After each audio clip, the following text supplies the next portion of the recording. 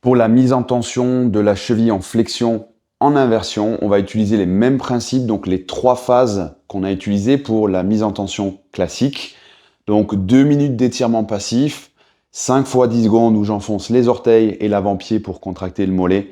Et on termine par 20 secondes où on essaie de décoller les orteils et avancer le genou. La petite particularité ici, c'est qu'on va utiliser un support qui va placer le pied en inversion, c'est-à-dire que le bord extérieur du pied est plus bas que le bord intérieur.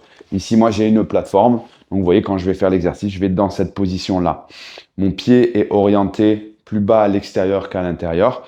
Par contre, au niveau de mon genou, je vais venir rester à l'aplomb, ici, de mon talon.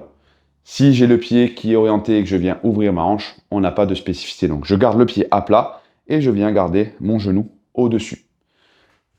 À la maison, si vous n'avez pas de plateforme, il suffit simplement de prendre des livres. Vous mettez un à plat et un qui est sur la tranche, ou même des disques de musculation, ça se fait très très bien. Donc, dans la position connue d'habitude, je viens placer le genou vers l'avant, en position d'étirement, bien à l'aplomb ici de mon talon, et j'enchaîne les 3 phases. 2 minutes d'étirement passif, 5 fois 10 secondes à 20%, 40%, 60, 80 et enfin 100%.